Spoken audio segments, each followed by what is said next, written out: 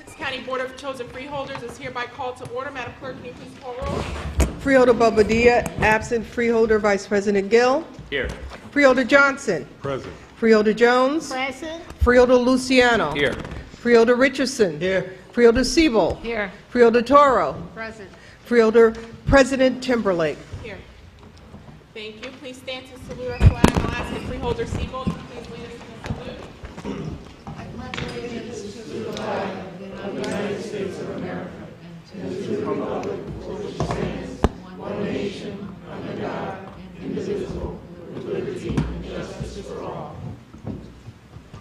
Thank you, and please remain standing for a moment of silence. And Mr. Cowboy, in particular, very sorry to hear about the loss of your mother. Thank you.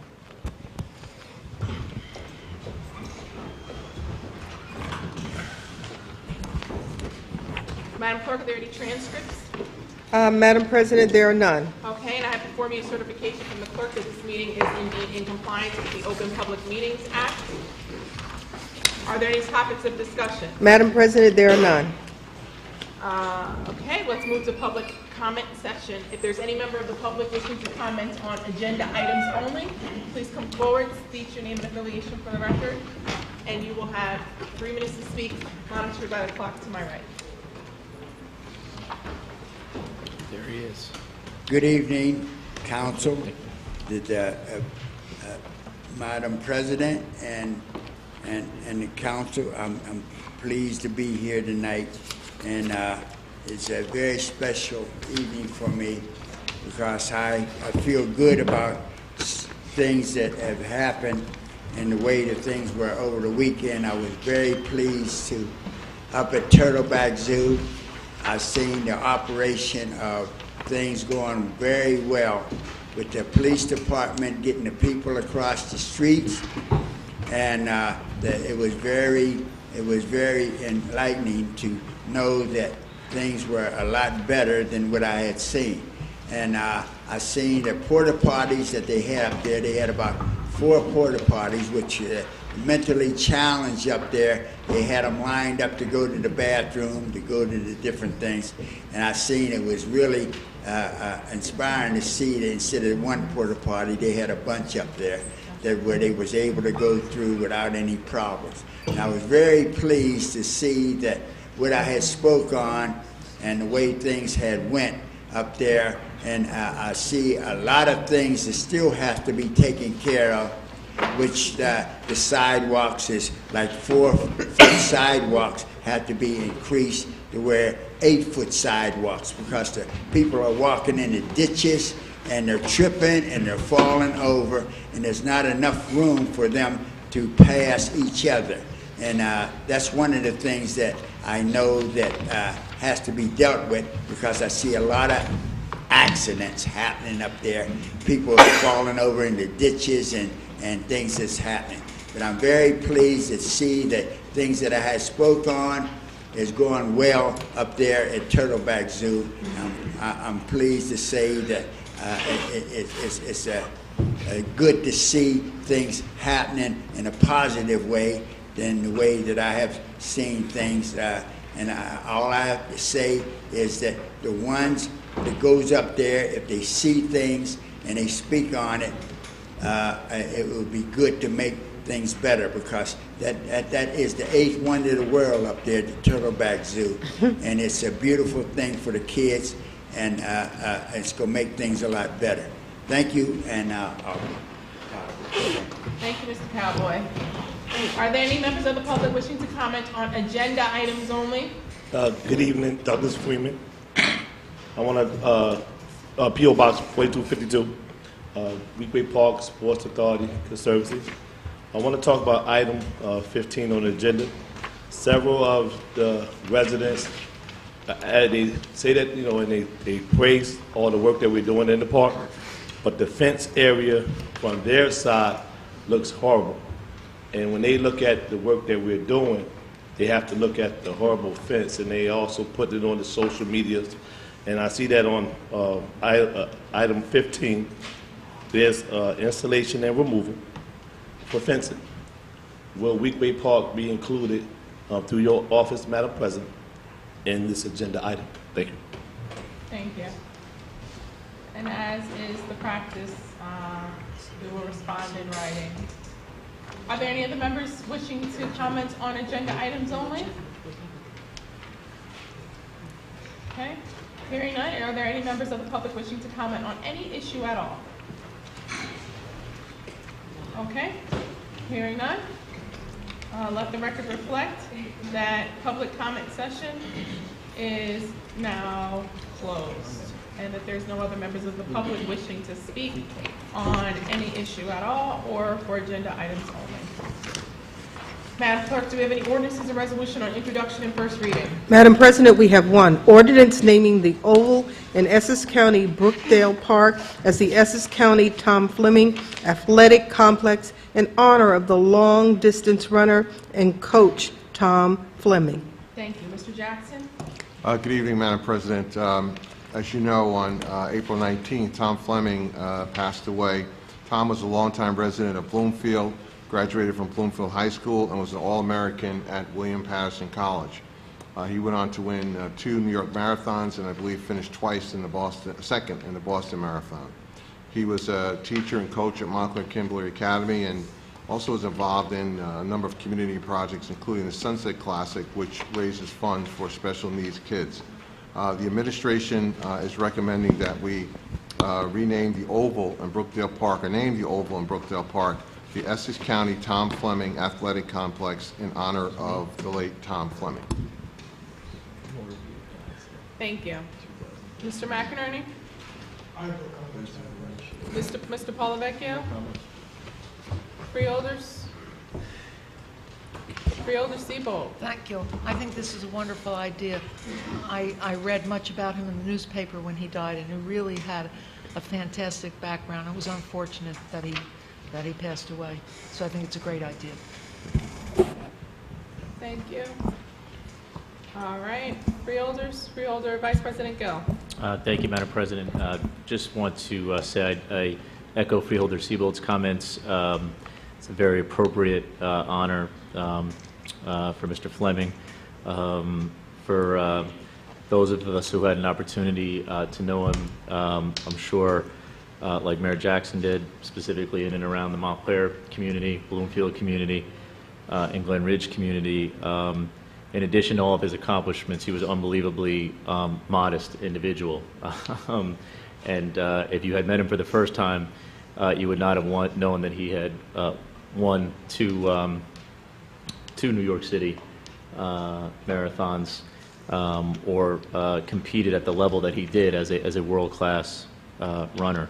In addition to that, just 2 things in his story which I think should be noted and highlighted since he was tragically taken from us rather quickly. First and foremost is that he did not start really running or competing until much later in his life. I don't think he started on his, I believe he didn't start running in high school until he was a junior in high school. So it goes to show you that, again, things never too late. Never too late to start doing something you become passionate about or that you might be thinking about, and then went on to be one of a world-famous and world-class runner. And secondly, he also then dedicated the latter part of his life to trying to pass his love of distance running down to the youth and down to children. And so he spent a lot of time in Brookdale Park, and I couldn't think of a more appropriate way to remember both his legacy and his accomplishments. So just want to compliment the administration for moving quickly on this, and look forward to casting a vote in the affirmative. Thank you. Freeholders, Freeholder Jones. Madam President, one of the citizens came up and spoke. Well, the county had presented tearing down buildings. I'm trying to think of eminent domain, and they talked about in Wheatgrave Park, the golf house, not the tennis house, and it's not being used. And I wanted to know whether there was any response as to when they would attend to that particular house, because it is on the Weekway Park. It's not being used, and it can be hazardous because you have a lot of young children in Weekway Park, and I don't know where the supervision is. And children like to see buildings that's not being used, and they'll try prying or whatever it may be to get in there. So was there any response to? Madam Clerk, Yes. did the administration respond to the questions from our last meeting? I'm not quite sure that I haven't seen any response. They're generally very responsive, but I can get back to you tomorrow and confirm whether we received a response or not. Mr. Jackson? Madam President, we're aware of the issue, and the Parks Department and Public Works are studying the issue. It's not as easy as it may seem. Thank you. And we'll take a look for a formal response. And, all right. Freeholders, any questions or comments regarding this ordinance? All right. Hearing none. Do you have a motion and a second to introduce ordinance number 1? I'll move it. Moved by Freeholder Siebold. Is there a second? Vice President, is there a second? Second. Thank you. Second by Vice President Gill. Roll call, Madam Clerk. Freeholder Bobadilla absent. Freeholder Vice President Gill. Yes. Freeholder Johnson. Yes. Freeholder Jones. Yes. Freeholder Luciano. Yes. Freeholder Richardson. Yes. Freeholder Siebold. Yes. Freeholder Toro. Yes. Freeholder President Timberlake. Yes. So moved. Thank you. All right. Madam Clerk, do we have any ordinances or resolution for listing purposes only? Madam President, we have none. Okay. Do we have any ordinances or resolution on second reading and public hearing for tonight? Madam President, we have none. Okay. Thank you. We're going to just move around on the agenda a bit. Let's move to resolution number 57.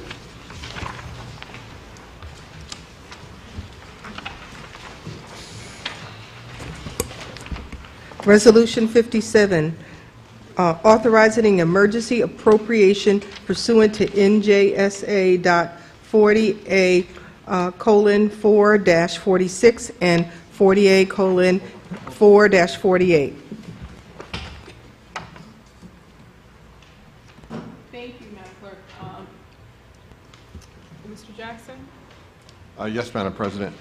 The administration is requesting an emergency appropriation to address some network security issues, and we will be placing this $500,000. We'll be funding it out of our fund balance, but putting it in the budget for next year as a deferred charge, so that we can address these concerns immediately. I'm sure all of you have read about some of the incidents that have gone on with some public entities, and we want to ensure that the County of Essex is protected. I have our Chief Information Officer here, Mr. Hunt, if you have questions, but I just have to say, as I think you know, that we have to be somewhat obtuse about how we respond. Absolutely. You can come forward. Mr. McInerney? Madam President, Board, this is a provision within state statute that provides that after the adoption of the budget, any unforeseen expenditure that you didn't provide a provision for within the adopted budget can be spent through an emergency appropriation. So we're authorizing $500,000 to be spent in 2017. That will be raised in the 2018 budget. So it's just a methodology. The state statute allows you to provide an authorization to spend, because anytime you spend money, the board needs to authorize it. You didn't authorize this within the adopted budget. So as a result, we have to stick an authorization in the budget in order to do that.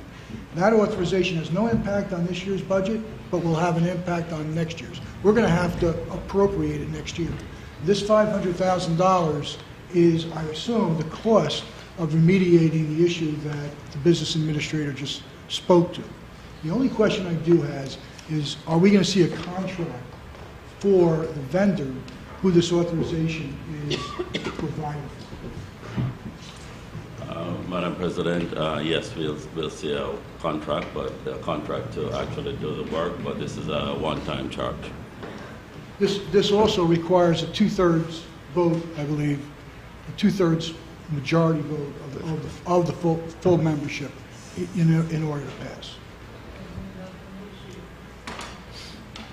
Okay. Mr. Polavecchio? Nothing to add. Freeholders?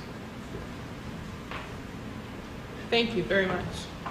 Is there a mover and a second? I have a question, I'm sorry. Freeholder Seabolt?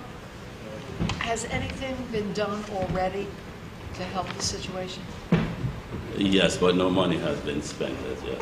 I know, no money, because we're voting on it now, but have they started some work on this? Yes, we have done something to render some of the situations, yes. All right, I'm very happy to hear that. Good, thank you. Thank you. Is there a mover and a second? I'll move it. Moved by Freeholder Seabolt. Is there a second? Second. Second by Freeholder Richardson. Roll call, Madam Clerk. Freeholder Toro. Yes. Freeholder Seabolt. Yes. Freeholder Richardson. Yes. Freeholder Luciano. Yes. Freeholder Jones. Yes. Freeholder Johnson. Yes. Freeholder Vice President Gill. Yes. Freeholder Bobadilla, absent. Freeholder President Timberlake. Yes. So moved. Thank you. Now please move to resolution number 1 and read. Resolution 1, Office of County Counsel Professional Services Contract, Legal Services for Potential Litigation Involving Aetna Insurance Company, Dakotas, Fitzpatrick, and Cole, amount not to exceed $50,000.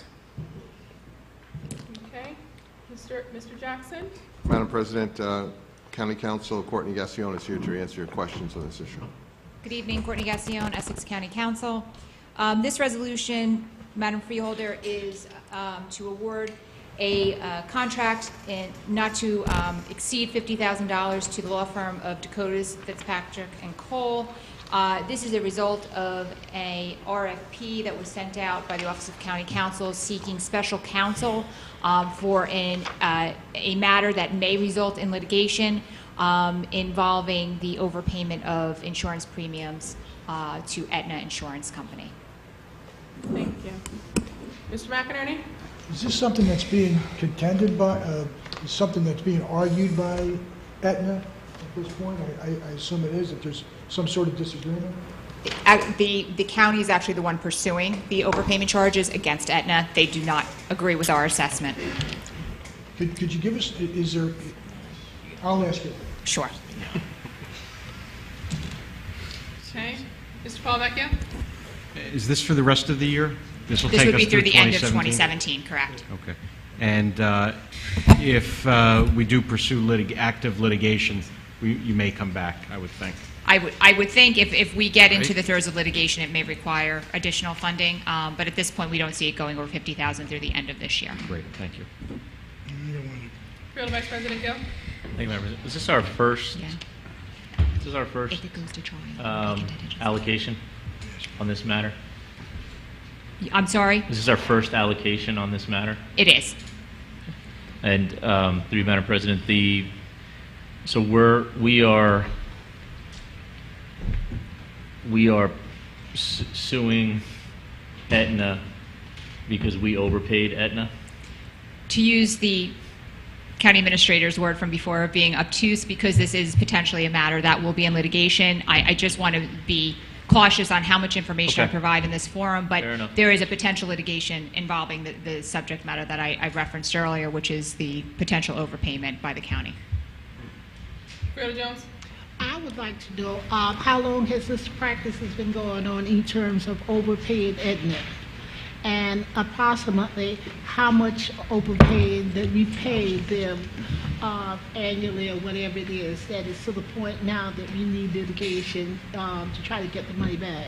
And who minds that department? Madam That President, we if I allow, Again, because this may become the subject matter of litigation, I don't want to get too far into the details of what a Well, just potential give me litigation. whatever you They can can- give me at this present. They can do it Because with we are us dealing with monies and separately. overpayments. And how long has this practice been going on? That's what I want to know. It could be approximately for the length of our last Aetna contract. Mr. Palavecchio? Ms. Gassion hit it. I just wanted to caution everyone, if we needed to go into executive session to discuss a matter of pending litigation, we could do that. I'm just concerned about getting too much on the record of something that's pre-litigation, essentially. Freeholder Jones? Well, Madam President, when you're dealing with an overpayment and we have a staff that is supposed to be the eyes and ears of this county, and at this late date, I don't know how long it appeared that she has not given me a time, a time as to how long this practice has been going on with the overpayment. I think we need to know that. I didn't say you didn't need to know it. I just said I didn't want it done in open session. You certainly need to know it. Yeah, Ms. Freeholder, if you wanted to move later on in this evening, we could go into an executive session about it because it's litigation, and it's nothing that we should discuss on the record in the public because it's something that may need to be litigated. So we could certainly do that, or you could also certainly, follow up with Ms. Gassion and Mr. Palavecchio, and they can sit down and go over the details as well. But it is something that each of us needs to know about. It's just that because, it's a potential case, we have to not do it in this forum. Madam President, I will leave it up to you as to what is the time and whether we go into closed session or we can follow up afterwards. But we, as I stated before, we do need to know. I can make arrangements for appointments. So, through you, Madam Clerk, please make arrangements for any freeholder who would like to meet with Ms. Gassion and Mr. Palavecchio regarding this particular resolution. Will do. All right. Freeholders, any other questions or comments regarding resolution number 1? Please list it for action this evening. And move to resolution number 2 and read. Resolution 2, Office of the Prosecutor, a resolution approving participation with the State of New Jersey Federal Grant Program administered by the Division of Criminal Justice, Department of Law and Public Safety. Okay. Mr. Jackson? Madam President, items 2 and 3 are related. Item 2 is a resolution that we must pass in order to participate in a program designed to help victims of domestic violence. It will pay for the salary and fringe benefits of 2 victim witness advocates in the amount of $86,932. It is a one-year program from May 1st to April 30th, and it will allow for the prosecutor's office to provide enhanced services to victims of domestic violence. It does require a match of about $29,000 on the county's part, but that's done through salaries that are already existing salaries. Mr. McInerney? No questions. Mr. Palavecchio? That was my question. That matches towards salaries? That the in-kind match goes to benefits or salaries? Through you, Madam President, yes, sir. Okay, thank you. Thank you. Freeholders? Okay, hearing none, please list it. And please move to resolution number 3.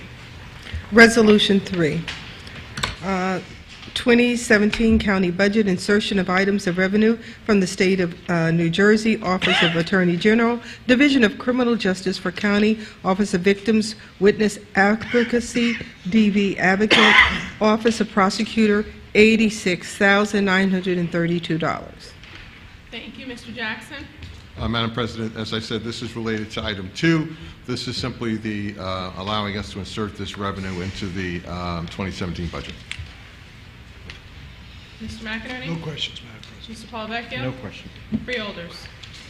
Okay, please list resolution number 3 for action later this evening, and move to resolution number 4. Resolution 4, 2017 County Budget, insertion of items of revenue from the State of New Jersey, Office of the Attorney General, Division of Criminal Justice for Local Law Enforcement Assistance Component, Office of Prosecutor, $35,204. Okay. Mr. Jackson? Madam President, this grant will allow us to fund some overtime in the major crimes area of the prosecutor's office. The grant, again, is amount of $35,000 roughly. Last year's grant was a little bit less, $33,659. There's no match requirement for this grant. Mr. McInerney? No questions. Mr. Palavecchio? No questions. Freeholders? It's pretty self-explanatory. Please list it for action at our next meeting. Madam Clerk, please move to resolutions number 5 and 6, as well as resolutions 9 through 15, 5, 6, and 7, and then resolutions 9 through 15. Resolution 5, Department of Parks, Recreation, and Cultural Affairs, authorization to use the Essex County Recreation and Open Space Trust Fund to fund the Middleton Statute Improvement Project, amount not to exceed $8,210. Resolution 6, Department of Parks, Recreation, and Cultural Affairs, authorization to use the Essex County Recreation Open Space Trust Fund to fund the Indian Trails Replacement Plaque, amount not to exceed $5,000. Resolution 7, Department of Parks, Recreation, and Cultural Affairs, authorization to use the Essex County Recreation and Open Space Trust Fund to fund Glenville Park tennis and baseball courts improvements, amount not to exceed $353,275. Resolution 8 as well. Resolution 8, Department of Public Works, Division of Engineering Contract Award to Shager Property Services, the lowest responsive and responsible bidder for Glenville Park tennis and basketball court improvements, a 120-day contract, amount not to exceed $353,275. Resolution 9, Department of Parks, Recreation, and Cultural Affairs, Professional Services Agreement to conduct an exhibition of fireworks, Pyro Engineering DBA Bay Fireworks, June 26, 2017 through July 30th, 2017, $29,000. Resolution 10, Department of Parks, Recreation, and Cultural Affairs, contract award to GSP Properties to provide carpentry work, contract extension May 20th, 2017 through May 19th, 2019, amount not to exceed $609,295.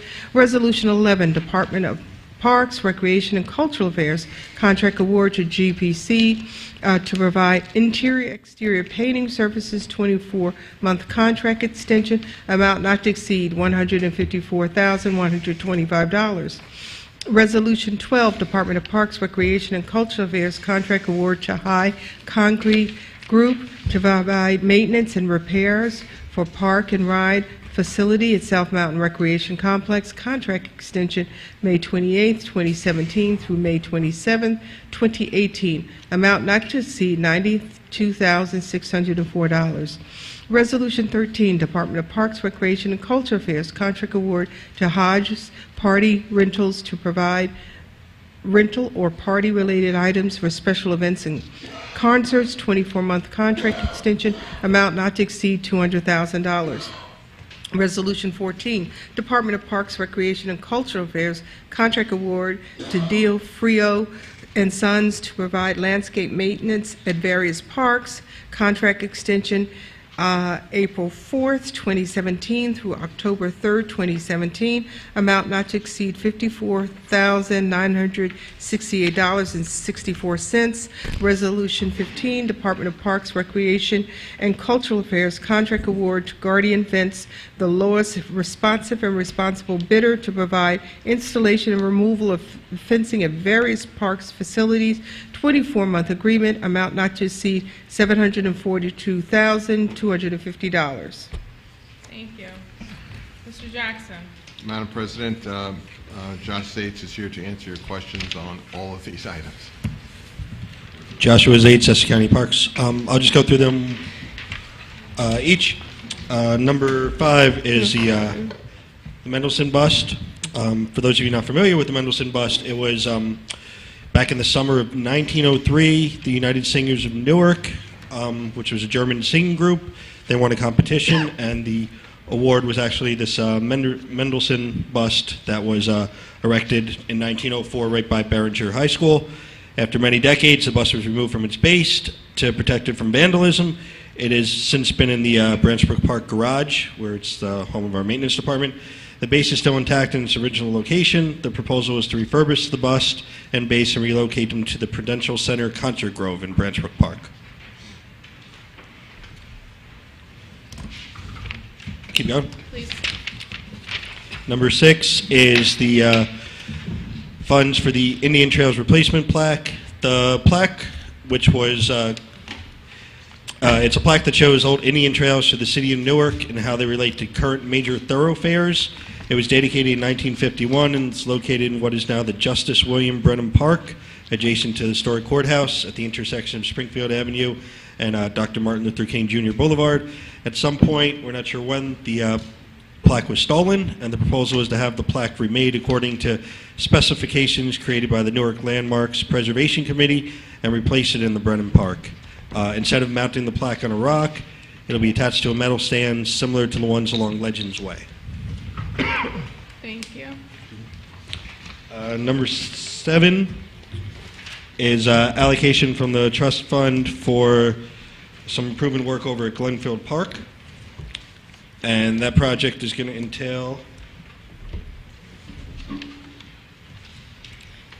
the removal of 4,000 square yards of existing basketball and tennis court asphalt, replace it with a 2-inch thick play surface, install basketball goal system, tennis court accessories, installation of benches, drinking fountains, ornamental trash receptacles, player benches, bleachers, bicycle racks, painting the Musco lights, install Musco light fixtures, and clean and repair the drainage system. Number 8 is related to number 7. Number 8 is the actual contract, and we do have the vendor here if you have some questions. Please bring the vendor forward.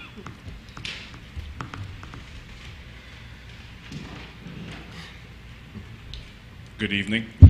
Clarence Nathaniel Sconyers III, Project Manager, Shoulder Group.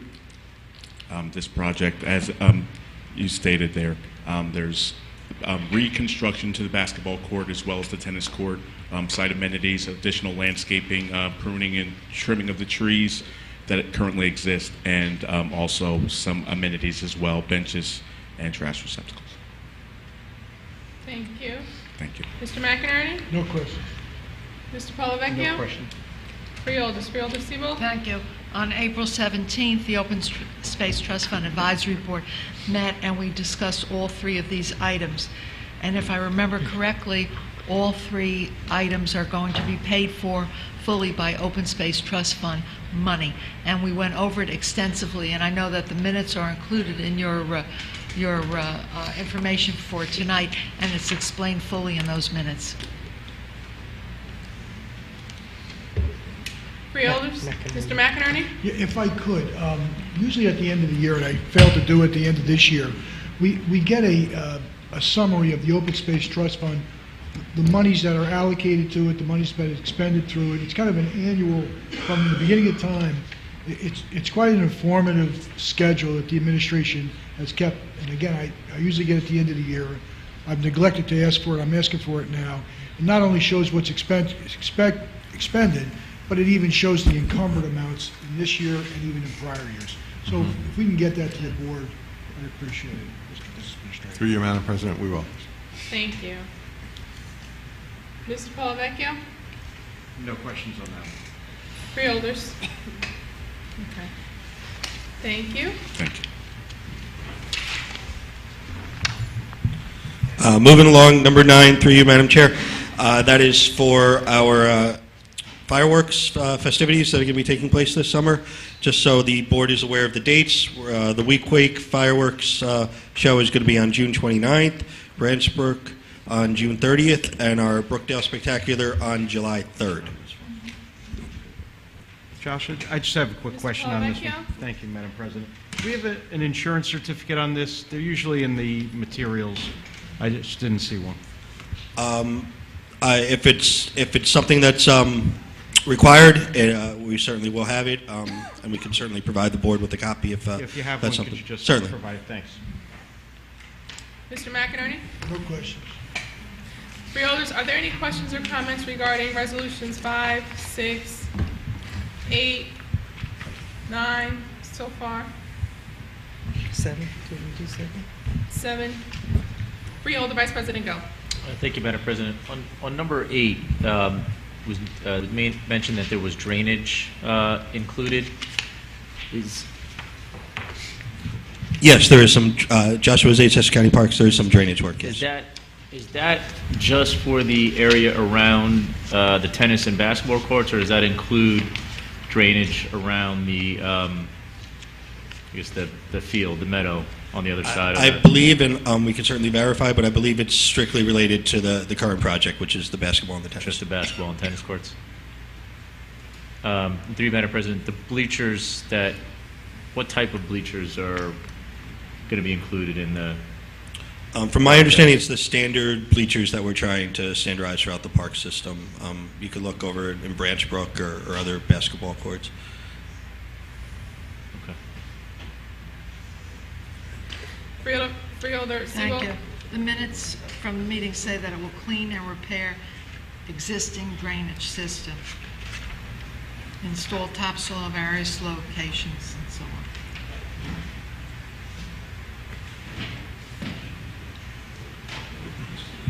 Clarence can actually provide a little more clarification.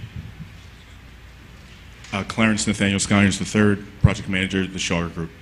Okay, in regarding the drainage aspect, it's varying the diameter pipe that's going to be exactly 100 linear feet. The work is going to include the repair of any damaged sections encountered during the cleaning process. So both questions there are, one, the pipes that are existing will be cleaned, and two, that any repairs will be performed. Now, regarding, what was the secondary question, if you don't mind me having that repeated? The bleachers, usually they're a Dumar product. Traditionally, that's what you have across the board at most of your parks. There are a plank pattern with the metal framing that are installed on a concrete platform and bolted to the ground.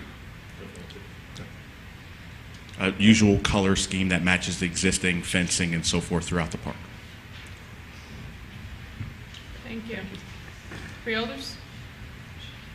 Vice President, is that sufficient? Thank you. All right. Are there any other questions? 5, 6, 7, 8, 9? Okay, so we're going to list those for action later this evening. If Josh, if you could please continue. Sure. Joshua's 8, Essex County Parks, through you, Madam Chair. Number 10 is a contract award with an extension from May 20th through May 20th this year through May 19th of 2019 with GSP Properties, and we do have the vendor here if you have any questions.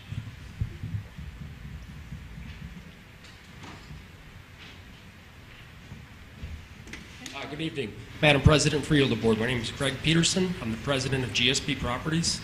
This contract is for the second option. It's a 24-month period. It's for carpentry repairs for the basic parks, buildings, and structures located in Essex County.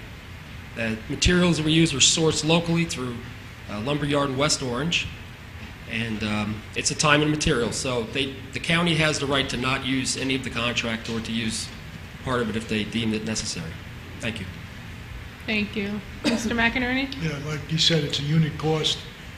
So as much as we use them, we expend funds. As much as we don't, we don't. What was the average amount what was the amount last year? 255,000. Was the contract amount for 600? Yes. So we expend almost 1/3 of what we. Half. So can I ask why we're still at 609 now? Or? Joshua's 8, Essex County Parks, to you, Madam President. That's what the original contract was bid at, and this is the extension, so therefore it's They the have same. to stay there. Thank you. Okay. Mr. Polavecchio? No questions. Freeholders? Freeholder Johnson? Yes, through you, Madam President. Through your carpentry, do you know if any of that work is going into the Velsburg Park Fieldhouse, the bathrooms, where they're supposed to be doing some construction inside? Greg Peterson, GSP Properties. I do not know that, sir. You would have to ask the Public Works or Parks Department on that. Okay.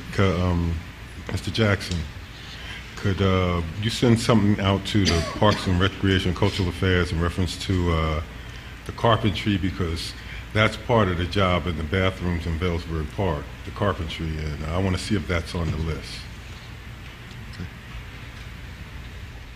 Thank you. Okay. Freeholders? Okay. Thank you. Hearing none, please list it. Joshua Zates, Essex County Parks. Number 11 is a contract extension with GPC for interior and exterior painting services, and we do have the vendor here.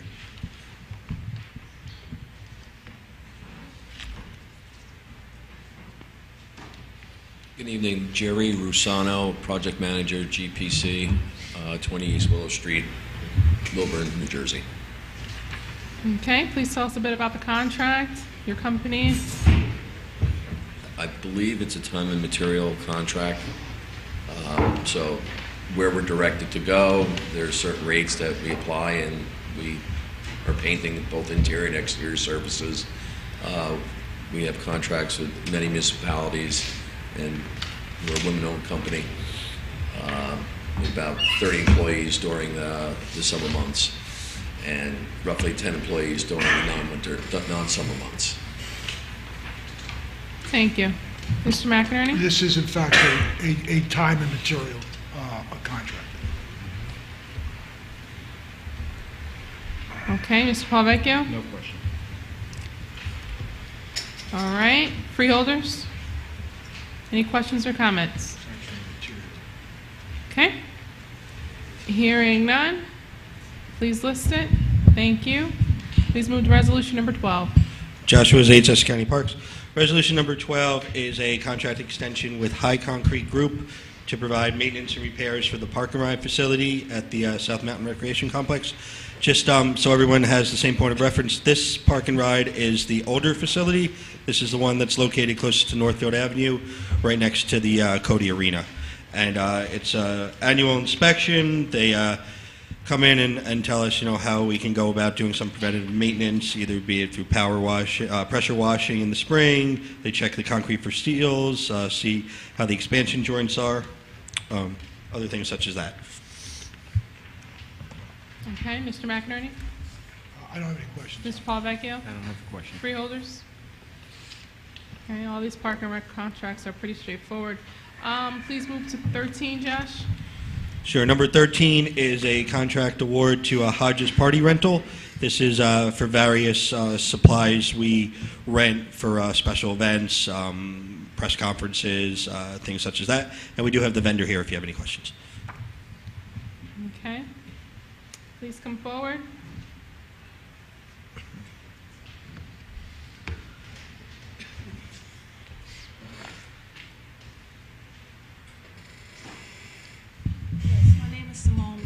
You could take the mic. Yeah. You're about my height. I always have to snatch the mic. My name is Simone Lanham. I'm representing Hodges Party Rentals. I've been with the company for 11 years. We do all the tents, tables, chairs, china, linens, anything that Essex County Parks is looking for to be set up throughout the county. Okay. Mr. McInerney? Yeah, this again is a per unit cost. There's a detailed listing of all the possible rentals that could take place and the dollar amounts associated with those rentals. Mr. Paulvecchio? No question. Freeholders? Thank you, Simone, for being here. Thank you. Josh, please move to resolution 14. Sure. Resolution number 14 is a contract award extension with D'Onofrio Landscaping for maintenance of various parks. Specifically, these parks are Brookdale Park, Glenfield Park, Monty Irvin Orange Park, Presby Memorial Iris Gardens, Anderson Park, Veterans Memorial Park, Weequahic Park, Yannicka Park, and Watsessing Park. We do have the vendor here tonight. She actually has another contract coming up later on. I believe it's item 56, but certainly she can answer any questions you have on this particular item.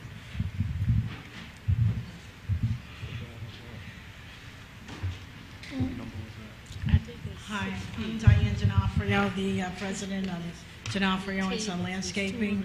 We're looking for a 5-month extension to our original contract. Okay. 5-month extension, can you explain the reason why? I think it had to do with bidding for, Joshua Zates, Essex County Parks. It's simply, we wanted this contract's end date to line up with some other maintenance contracts that are also going to be ending around the same time, so we can put them all out on one bid, so we don't have several separate bids. Okay, thank you. So, for the record, which parks does this include? Sure, it is Brookdale Park. You're talking about this current contract, correct? Yes. Yes, Brookdale Park, Glenfield Park, Monty Irvin Orange Park, Presby Memorial Iris Gardens, Anderson Park, Veterans Memorial Park, Weequahic Park, Yannicka Park, and Watsessing Park. Okay. Mr. Wadu, did you hear that? No. Mr. Freeman, this is the fencing contract that was spoken about during public comment session. The answer to your question is that it does include Weequahic Park? The next one is... No, that was maintenance. It's maintenance. All right. Did you have a question about this one as well? Okay. Thank you. All right. Mr. McInerney? So inside the documentation, there's a list of everything on a 24-month cost basis. So, and it describes in the contract more locations than what you just mentioned. So how does this contract, John, do I have the right one? Is that Brookdale Park? He said something about fencing too. Yeah, but that's number 15. Eagle Rock Reservation, Brookdale, Irvington Park, Ivy Hill. Through you, Madam Chair, Joshua Zates, Essex County Parks. I believe that's related to 56, which is coming up later. I've got, hold on one second. You're forward thinking. You're forward thinking. It's under 14, no?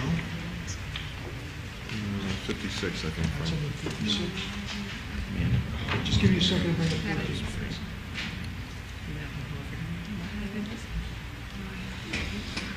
So is this is just a cutoff contract? In order, like you said, to get... Correct. That's the plan, to have it end the same time as several other landscape maintenance So contracts. it's just 5 months of a contract that was originally a greater period of time? Correct. That's good. Okay, Mr. Palavecchio? No questions. Freeholders? I think we were talking about the fencing. Freeholder Jones, can you? Madam That's the next President. one. Yes, ma'am. The fencing, he lists a number of, That's the next parks. one. That's the next. What? That's The next resolution one. 15. We were Oh, that's still the on next 14. one, okay, all right. Freeholders?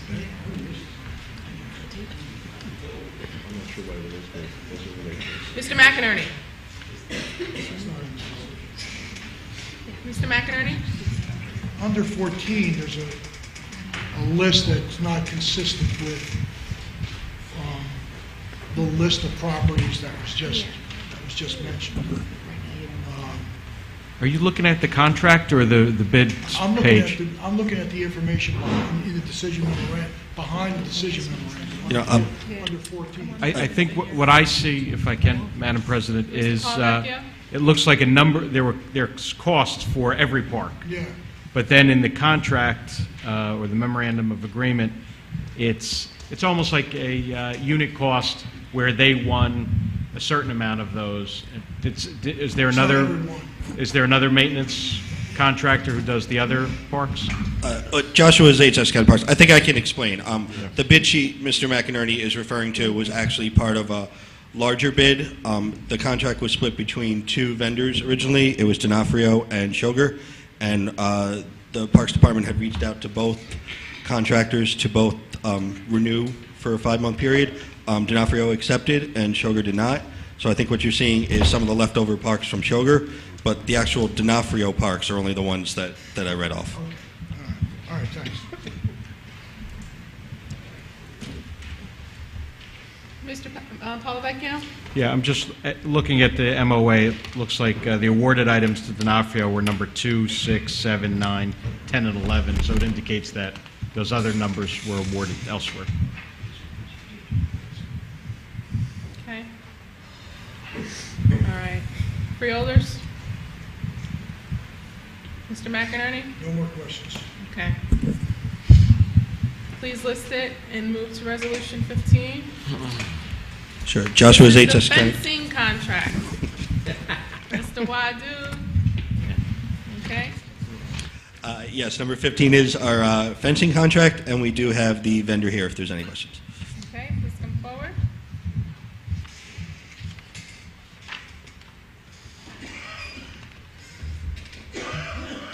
Good evening, Andrew Macarelli, Guardian Fence, Newark, New Jersey. Thank you. Can you tell us a bit about the contract? Time and materials basis, on call. So the county calls us, tells us location to go to, we respond, write a proposal, and they either approve Can you speak up a little more? approved or don't approve the scope of work that is requested in the call. Okay. All right, so the county calls you up and tells you where to go, and then you approve or disapprove the work? No. The county calls me, tells me a location, I write up a cost based on the line items, and they either go with it or don't go with it. Okay.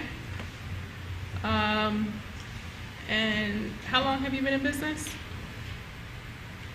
Since the 20s, around then. 1920s.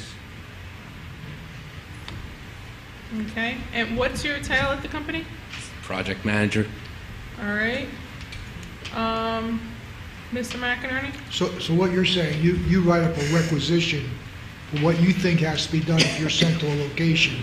It's sent to the county reviews it, if it's acceptable, it's turned into a purchase order, which gives you the authorization to do the work. Correct. Or it comes back to you with revisions that you either approve or disapprove, and then if that is approved, that becomes the purchase. Sure.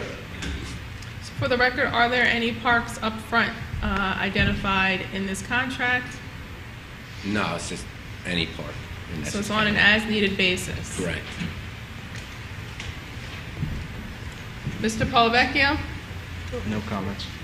Freeholder Jones? Well, my concern is just open end. It's because I'm seeing close to $700 and some thousand dollars, close to $1 million, and he takes it piece by piece to where from what I'm reading. And how do we have any type of control? Is it so the whim to say, well, I look at that. This may be 500,000. This may be 2,000. I don't know. I've never seen a contract like that on the agenda, whereas he decides whether he want to take it and how much it costs, and it's like he's constantly negotiating. I'll let Mr. Zates address that. Sure, Joshua Zates, Essex County Parks. There's there's line item cost, which is time for removal of the existing fence, service time for installation, service time for installation of chain link, overtime, and then we just have an overall parts and material budget. So it's based on the various numbers they provide in their proposal, and then when the Parks Department sends them out to survey an area and recommend what needs to be done, their proposal would consist of the numbers submitted in their bid. Freeholder Jones? I'm just confused. This is number 15, and I'm seeing, what is it? 1,138,500, and this is the one that I think is back here. And the way he said it, Resolution number 15, $742,250. What happens to the attachment? Okay. And this is what I'm looking at. And what the vendor state is that at each time they decided to replace into whatever it is, he can negotiate, knowing that the contract states that he has $1 million to play with. I'm not sure. I think you're looking at the bid sheet through you, Madam President. No, this is 15, and I Will somebody please look and see what Freeholder Jones is looking at? I believe what... McInerney? Madam President, I believe what the Freeholder's looking at is the list of the bids that came in, ranging from $742,000 to $1.1 million. So I think she's looking at the bid number for National Fence, which is not the number that Guardian bid, which was $742,000. Okay. Madam President? Mr. McInerney? If I may, I think effectively, every time a requisition goes to the vendor, he's effectively bidding again, because he has to submit a requisition of the amount of cost to each of the 5 items that are listed within this contract. I understand. Whether it's removal of a fence or any of the other items. And that goes to purchasing, or it goes to Parks and Recreation, who's ever responsible for reviewing it, and it's looked at for the reasonableness of that. If that has to go through a whole approval process again, so it's not, we have a cap, but that goes through an approval process. If that requisition is approved by the administration for that one job at that one location that may be $25,000, then it goes back as a purchase order and he begins the work. So every time, my understanding is every time that a request goes to the vendor effectively has to fill out almost like another cost estimate, broken down by the items within the contract, which gets approved again at the county level, and then gives him the authorization to move forward. So he does not have carte blanche. Freeholder Jones? Is that, okay. Freeholder Richardson? So my question to the administration, this is a subject that I've been talking about for a couple of years now, in terms of repairing and replacing the fence around Weekway Park, especially the Dayton Street area where all of the missing parts of the fence are. Large sections of missing fencing around that park. So what I would like to ask the administration, what was spent on Weekway Park fencing last year? And as a part of this $742,000, how much of this money will be allocated towards Weekway Park? Because the fencing is in varying degrees of disrepair. Well, I'll get you, I don't have those, through you, Madam President, I don't have those specific numbers this evening. However, I think it's important to note that there's a lot of components to this. In many cases, this is repairs of fences that might get damaged. So that's part of the work that that Mr. Maccarelli does for us, but also, too, in some cases where we've had specific projects, we've actually included the fencing as part of the overall capital project for a park. So if we're going to do a park, we may do fencing, include that in the bid itself. So, but I will get you the answer to the questions specifically with respect to Weekway Park. Right, to you, Madam President. And yeah, if you could get me that information as well, which projects in Weekway Park also attach fencing to it, if any?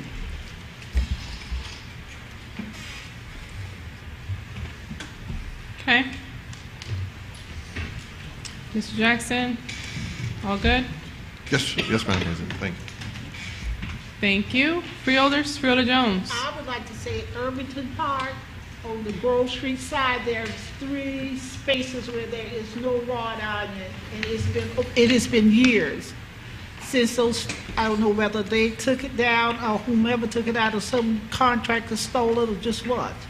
But it is a county park, and I would hope that this particular park and the fence is a part of that list that you're going to be fixing for the park department. Irvington Park, and if you travel Grove Street between Lyons Avenue and 9, and of course May Street, and I didn't look over on Augusta Street, but it needs to be repaired. Well, since we're building a list, Orange Park. Madam President? Could certainly use a look into. Freeholder Johnson? Yes, but Madam President, through what our colleague, Mr. Richardson, said over there, there should be a listing on it of the parks in which they are going to be doing and things. So it should all come to all of us. I agree. Through the administration, we just request that whenever the contract, and I completely understand how the contract goes. The vendor, the Parks Department says, hey, these are the following areas that need to be addressed. The vendor goes out, takes a look at the fences, says, okay, it's going to cost X amount of dollars, goes back to the Parks Department, says, we assess the situation of being X amount of dollars. Parks Department approves or denies. But right there from that process, right there in the end, Josh, if it is approved and through the administration, what I hear Freeholder Johnson asking is if we could please be notified so that we can also best answer questions of our constituency. Freeholder Richardson. Thank you, Madam President. You brought a very interesting point. So I got the approval part. So any of it that may be disapproved, I'd like to have that information as to know why. Any fencing that you put in or they send you to and it gets denied, I'd like to know why as well. Through the administration. I understand the question. Thank you. Freeholders? Okay. Thank you. Please list it.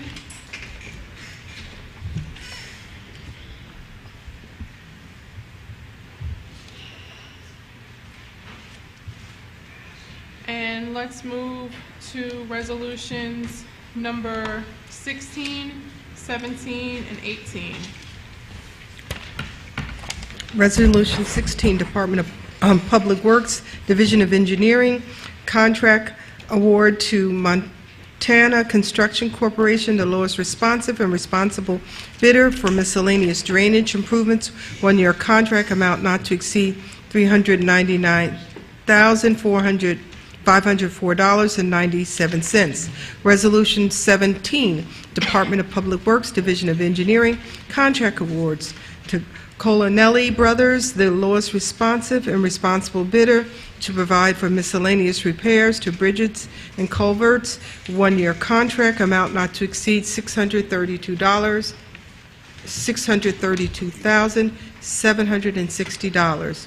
Resolution 18, Department of Public Works, contract award to KC Car Wash, East Region and Livingston Auto Wash, West Region, to provide vehicle wash and detail services for Essex County fleet vehicles, contract extension May 14, 2017 through May 13, 2019, amount not to exceed $90,000.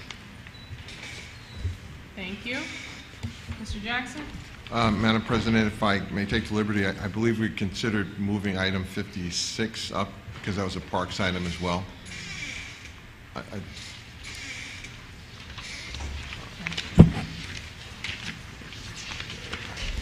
Madam Clerk, please read Resolution 56. Well, actually, Resolution, I got you on that, so I just had sent somebody out to grab Josh in the event that he, there he is. Josh, sometimes I can't see you when you sit right there. But hold off 1 second. Let's get through the Public Works because there's also Resolution number 55, if you could read that, Madam Clerk, from Public Works. Okay. Then Josh and Shover Group will circle back around. Resolution 55, Department of Public Works, Division of Fleet Management, contract award or aerial rise to provide specialized parks and repairs for Essex County-owned fleet trucks, 24-month agreement, amount not to exceed $95,000. Okay, Mr. Jackson? Madam President, item 16 is a $399,000, $504.97 contract to be paid for from capital funds. It's an open-ended contract, as we've seen some of the others, and this is to do various drainage improvements throughout the county. And Mr. Geoffrey is here from Montana Construction. Okay, please come forward. Hi, I'm Mark Geoffrey from Montana Construction. I'm a project manager with Montana. Okay, please tell us a bit about the project. Project is a contract that the county puts together a list of areas that need repair, mainly roadway and drainage areas, catch basins, inlets, roadways, and they produce a list, and we go out and provide the labor and material equipment to repair each area that they listed on our work list. Okay. Mr. McInerney? This is Resolution 16 for $399,000. I'm just coming up with a difference in the cost certification from what was originally stated as capital. It's listed here as current fund budget. You would think it would be capital, but the cost certification indicates otherwise. So maybe you have to take a look. If I can show you this now.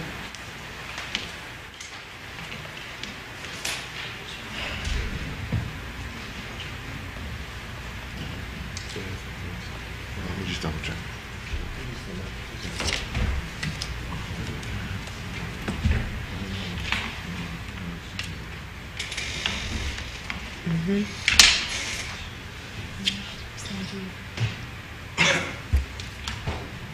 Well, Madam President, we will double check that and get back to you on the source of funding. Mr. McInerney? Okay. Mr. Paul Vecchio? No questions. Freeholders? Freeholder Toro?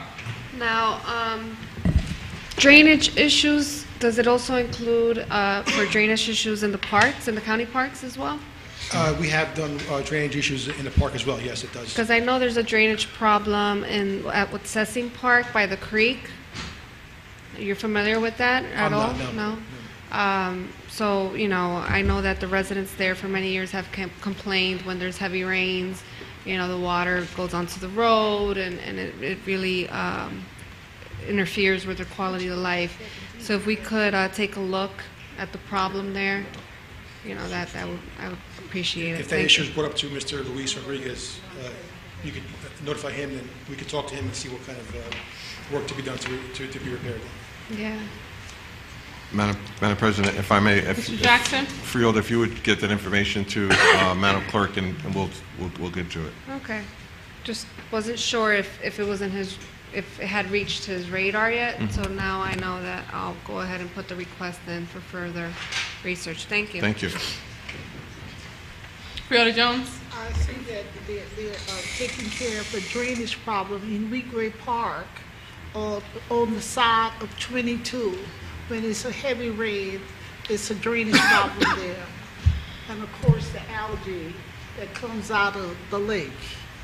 And people who usually walk, you know, for health reasons, you know, you can't get through unless you wade. So I hope that Weequahic Park, you know, to the administration is on that list through Parks and Recreation. Freeholders? So we have another list.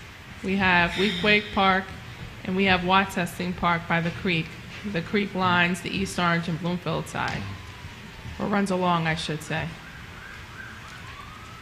If I may, Madam President, if that list, consolidated list could just be sent through Madam Clerk, I would appreciate Absolutely. it. Thank you. As will the fence list. It'll be included in our weekly memo. Okay. Freeholders? Thank you. Is this for the record, is this a new contract? It's new, yes. Thank you. Okay, thank you.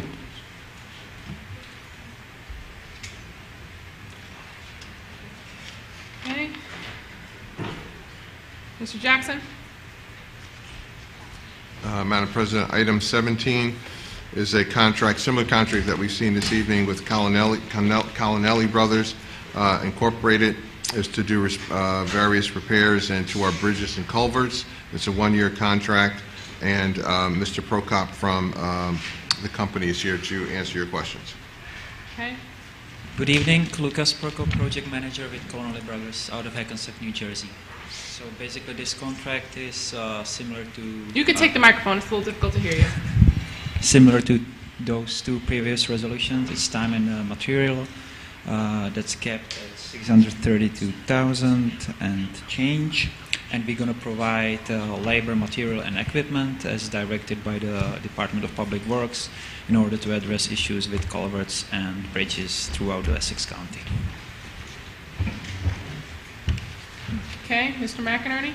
Yeah, I'm going to ask also that you look at this cost certification, because it's a little ambivalent whether it's capital or not. Maybe it's operating, but it doesn't list an account number, and it's again, it's hard to determine whether it's capital or not. If I may, Madam President, the previous item is a capital expense that we talked about before. It is a capital, it's just mislabeled on your sheet, and this I believe as well. I apologize if those are mislabeled, but they are both capital frames.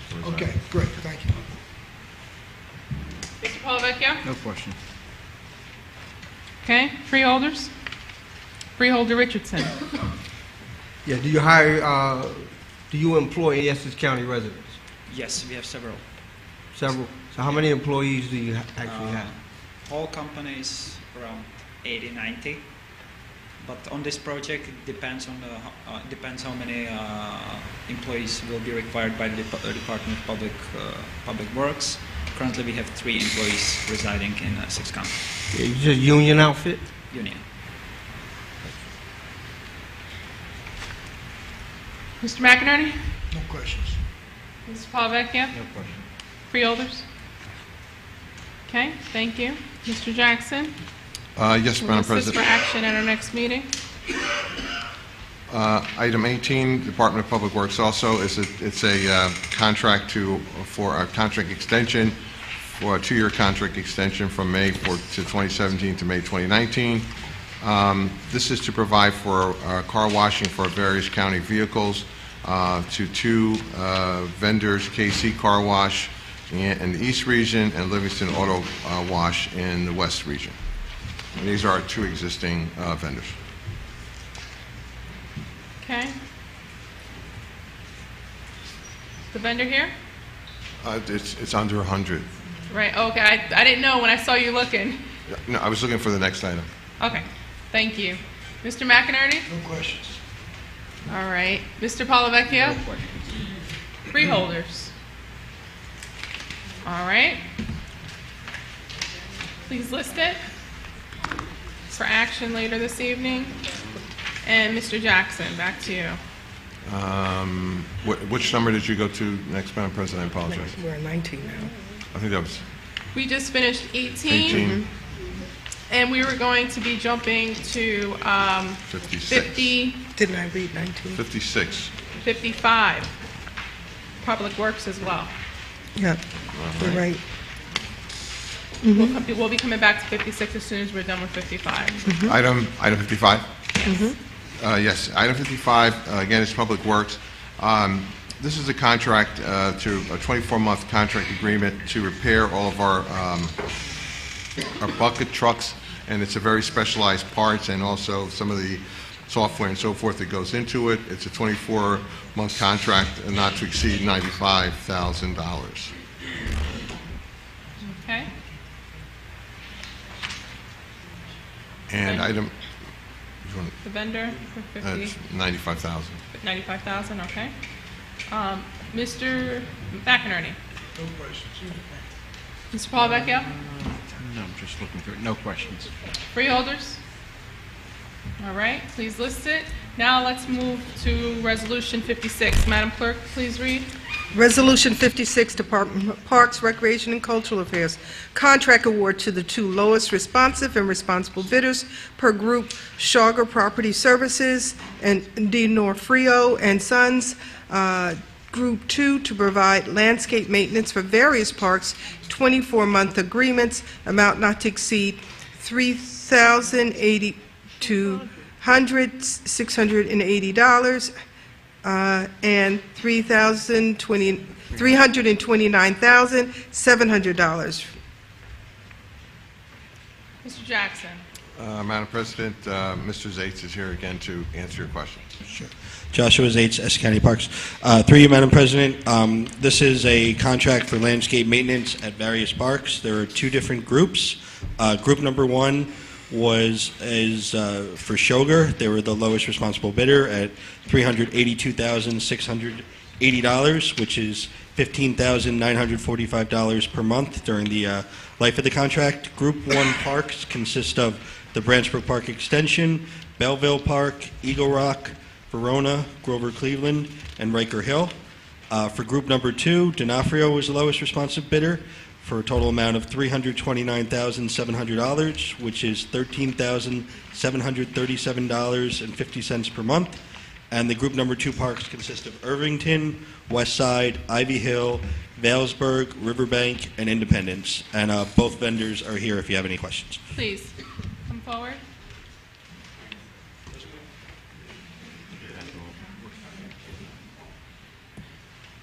Good evening, Diane D'Onofrio again, for D'Onofrio and Son. She needs to take the mic Take the microphone, please. and restate it for the And record. if you could just restate that for the transcript. Diane D'Onofrio for D'Onofrio and Son Landscaping. Thank you. Please tell us a bit about the contract. There was part 2 of the contract, bid for the landscaping of various parks. Okay. Freeholders? All right, and the next vendor? Hello, Madam President. Clarence Nathaniel Skynes III, Project Manager of the Sugar Group, Sugar Property Services. We had the Group 1 locations, Branchbrook Park, Extension, Belleville Park, Eagle Rock Reservation, Verona Park, Grover Cleveland Park, and Riker Hill Art Park. This contract includes mulching, any herbicides. It includes trimming, leaf removal. It includes specific lawn maintenances to specific parks. There's also maps that specify the areas of impact as well as procedures for weeding. Some of the parks have children areas, so you have to use not as harsh chemicals for said areas. And there's a whole description of how to properly handle each one. Thank you. Very good. Thank you. And for the first part of the contract, does it also include the same or equivalent? Does it include what? That's yours. Yes, everything is the same. I'm sorry. I was part 2, that's why I was like. Okay. Well, you spoke first, that's why, but you're right, I did say part 1. All right, Mr. McInerney. No questions. Mr. Paul Vecchio. I have a question. I think it might be addressed to Josh or to Mr. Jackson.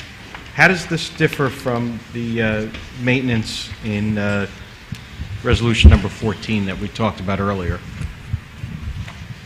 Sure. Joshua Zates, Essex County Parks. Through you, Madam President, these are the first contract that we spoke about for number 14, I believe, entailed 9 separate parks, and this is an additional 12 parks, which makes for a total of the 21 parks throughout the system. I believe the only park that's not covered under these 2 contracts, I believe, is Riverfront. Nothing else off the top of my head comes to mind, but I believe everything else is covered. The zoo property, as well as the South Mountain Recreation Complex, all that landscaping, that's part of a separate contract, which actually was the one I was alluding to earlier, which we're trying to get number 14 to end the same time as the zoo ones. Got it. So there's no crossover between this Group 1 and Group 2 from number 56 and the parks in number 14? Correct. Other than, as you can see, Branchbrook Park, but one's a certain part of the park, the other one's the extension, so no crossover other than that. Okay, thank you. Mr. McInerney? No questions. Freeholders? All right, thank you. Please list it for action later this evening. Now let's move to resolutions number 19 and 20. Resolutions 19, Department of Corrections, approval of shared services agreement between the County of Union and the County of Essex for provision of supervision and security by Essex County for Union County inmates, detainees in the Locke Medical Unit at East Orange General Hospital. Resolution 20, Department of Corrections, approval of shared services agreement between the County of Passaic and the County of Essex for the provision of supervision and security by Essex County for Passaic County inmates, detainees in the Locke Medical Unit at East Orange General Hospital. Mr. Jackson? Madam President, these are 2 essentially shared service agreements, if you will, between Essex County and Union and Passaic counties. And Mr. Boyd is here to answer your questions. All right. Mr. Boyd? Good evening, Madam President. David Boyd, Essex County Correction. Good evening, freeholders. I believe that Director Ortiz was here at your last meeting when Hudson County was listed on the freeholder agenda. This is a continuation of our partnership agreements at the same location. The Department of Corrections has a secured lock unit at East Orange General Hospital where individuals who require medical attention and are housed at the Essex County Correctional Facility are transferred to that unit and supervised there. To offset the costs that are associated with that, we partner with other counties and then charge a fee for our supervision. Basically standard, the individual is transferred into the unit. The day they're transferred into the unit, the clock begins to tick on the cost. This is Union and Passaic County. Mr. McInerney? No questions. Mr. Palavecchio? No questions. Freeholders? Okay. Very straightforward. Shared services agreement. Please list resolutions 19 and 20. Madam Clerk, please move to resolution 21 and read. Resolution 21, Department of Health and Rehabilitation, Division of Hospital Center, 2-year agreement with Kane University. Okay. Mr. Jackson? Yes, Madam President. This is one of the number of affiliation agreements we have with universities around the area. This is a 2-year agreement, and this is for training for counselors, counselor education students. The school provides the supervision and also provides insurance for all the students. All right. Mr. McInerney? Mr. Palavecchio? No questions. Freeholders? Please list it for action. Please move to resolution number 22 and read.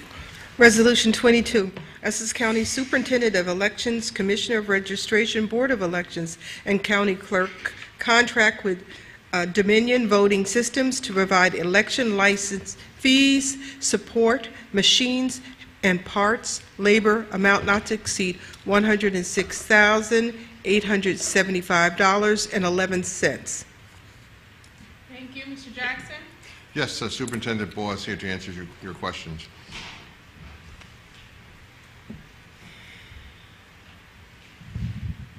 Madam President, good evening. Edna Ball, Superintendent of Elections. This contract is with Dominion Voting. It is a contract for 1 year. We have used Dominion for a number of years. The contract includes licensing for their software, their presence here for support on Election Day, parts for the machines. As you know, the machines are not infallible, and they provide other services to us under this contract. I have Mr. Ron Rosario here from Dominion if you'd like to hear from him. Please. Good evening, Madam President and freeholders. My name is Ron Rosania. I'm a Cedar Grove resident, and I am also the New Jersey sales representative for Dominion Voting. We service 19 of the 21 counties in the state of New Jersey, and we are the second largest voting machine company in the world. Like Superintendent stated, this particular contract is for software licensing, which allows the county to use our EMS election management software, which builds the election, runs the election, and also does tally at the end of the evening. We also have the parts. It covers anything from buttons, lights inside the machines to tape, receipt tapes. Also, any wheels or braces that may need to be repaired on the machines. Also, the ICC programming is for the mail-in ballot scanning system. And these Election Day support is for a representative from our company to be here on Election Day to work the scanners and to also help with tally at the end of the day. Thank you. Mr. McInerney? You said this includes the licensing agreement? Correct. The first license, the WinEDS license, that's the election management software. And that's every year, correct? Correct. That's yes. Mr. Palavecchio? No questions. Freeholders? Freeholder Luciano? Thank you, Madam President. Through you, just want to put on the record that I know the company. They're located in Essex County in my district. They've been with us for a while and they do a great job. So I'm proud to support them for this contract. But the nature of my question actually is not regarding this contract, but it is for Dominion. You know, for years I've sat on this board, and I know that Freeholder Clark, who I sat next to on this dais, had always asked the question about, is it possible that your company could add an extra component to our machines that could create a, I guess like a printout that could fall into a bag for a recount? Is that possible? I wanted to put that on record. Yes, actually, back in 2009, the company, I believe it was 2009, 2007, a bill was passed for a voter verified paper audit trail, and the company that preceded Dominion, they actually created one, had it certified in the state of New Jersey, but nobody bought it. So to answer your question, yes, but right now nobody actually went through and purchased that. But the new machines that we are working on right now will have, or actually do have that capability. We're actually about to enter certification. Okay. Well, again, you know what? I thought it was a very valid point that was raised by Freeholder Clark at the time. You know, we like to keep our residents always, you know, with the comfort level that their vote is, you know, not only, you know, private, but also, you know, secure in a manner where we see today, in this day and age, all kinds of things are getting hacked, you know, electronically. Emails, even in our own county system, have been hacked. So it would be nice, you know, and I don't know the cost that it would, you know, would incur with a system in place like that. But I would like to see our county visit that in the future, especially with these new machines, because I just think it would be a great feature to have. And it would also give everyone a comfort level that elections are certified. And if anyone has any questions, there's an opportunity to have a fair and equitable recount. Thank you, Madam President. Thank you. Freeholder Jones? Yeah, this is from last week. I wanted to ask a question. I don't know whether it's appropriate. Freeholder Jones, can you use the I don't microphone? know whether it's appropriate, but last week we approved of people moving the voting machines in the 2 municipalities that had an election for school board election. And I was just curious as to know what happened to the vendor who have worked for moving the machines in Essex County. What happened? Mr. Jackson? I'll refer that to Ms. Ball. The prior bidder was not the successful lowest responsible bidder.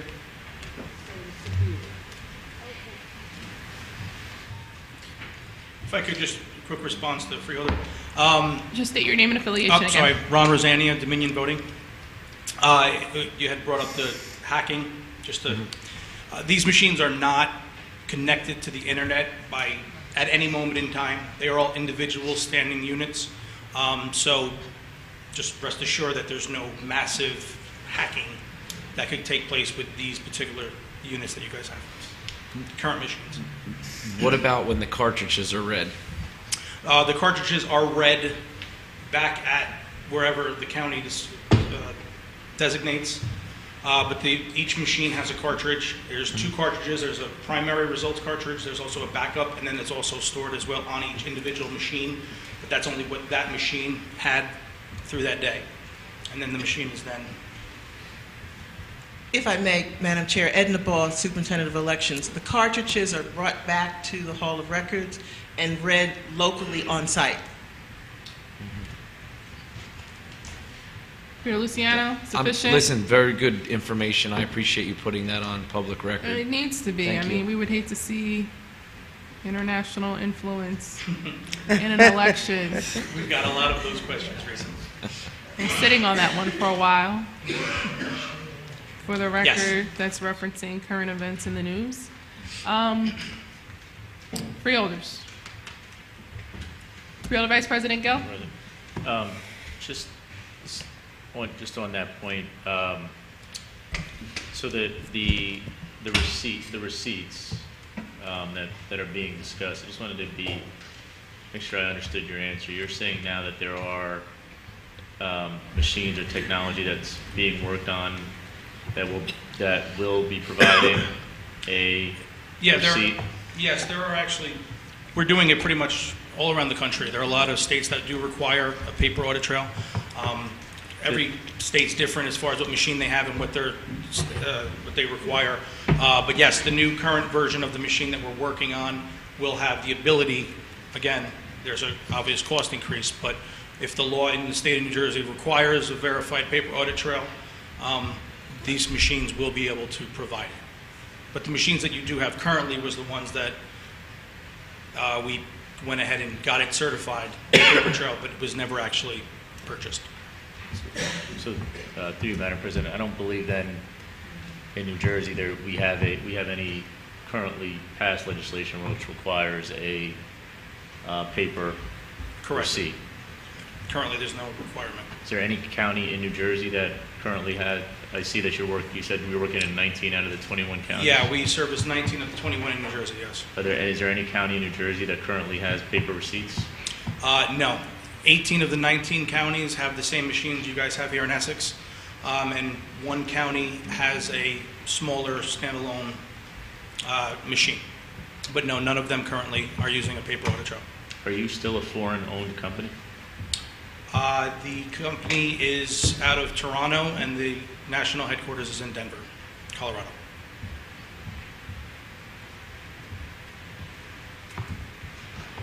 Sufficient. Freeholder Vice President, go. Freeholders?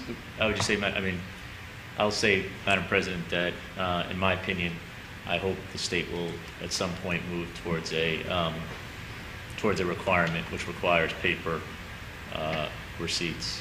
And this in no way is making a comment on the integrity of your product, but in a day and age where we need to verify things as much as possible and to make sure that there's as much trust in the system as possible, for what it's worth from me.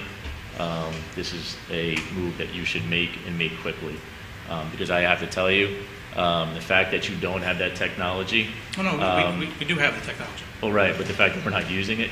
That's, yeah. Yeah, I mean, that we're not using it. And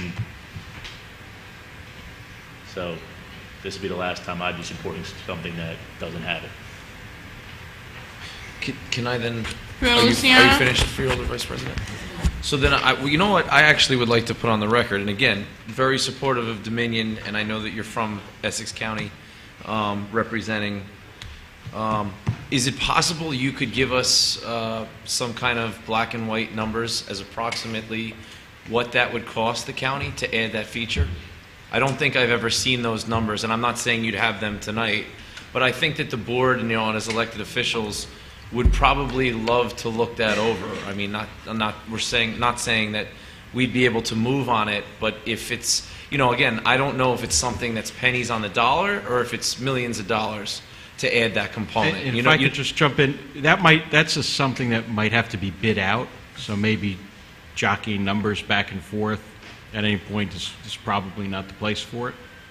Maybe something that the administration if they're selling wants. A product though that has a capability, don't you think we should be entitled to know how much adding that capability would cost? Yeah, but I don't know that it's appropriate for him to give that out right here off the cuff. No, I don't want him to give it out here. I'm asking if he could provide it to us. Yeah, perhaps the administration wants to look into that as we upgrade our machines.